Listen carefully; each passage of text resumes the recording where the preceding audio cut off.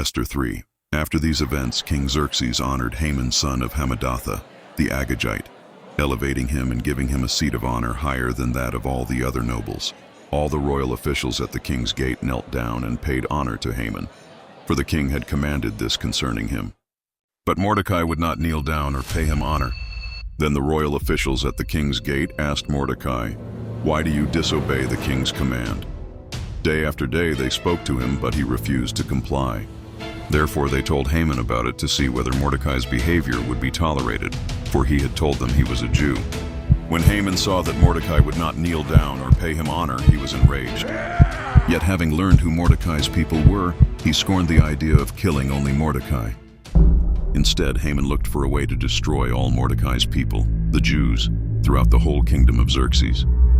In the 12th year of King Xerxes, in the first month, the month of Nisan, they cast the pur, that is, the lot, in the presence of Haman to select a day and month.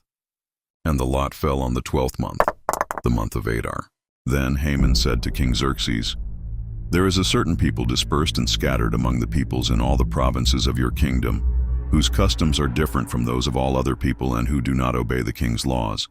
It is not in the king's best interest to tolerate them.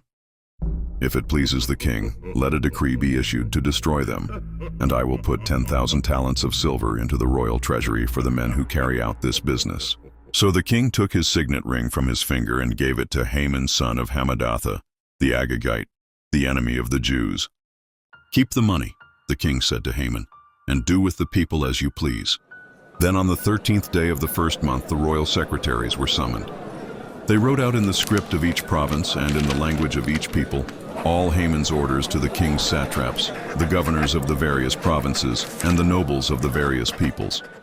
These were written in the name of King Xerxes himself and sealed with his own ring. Dispatches were sent by couriers to all the king's provinces with the order to destroy, kill, and annihilate all the Jews, young and old, women and little children, on a single day, the 13th day of the 12th month, the month of Adar, and to plunder their goods. A copy of the text of the edict was to be issued as law in every province and made known to the people of every nationality, so they would be ready for that day. Spurred on by the king's command, the couriers went out, and the edict was issued in the citadel of Susa. The king and Haman sat down to drink, but the city of Susa was bewildered. Thank you for tuning into the Lord's decree chronicling the book of Esther Chapter 3, where Haman's pride sparks a deadly decree. But God's plan for his people is already in motion.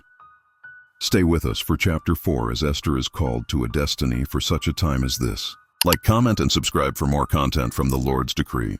May peace be upon you.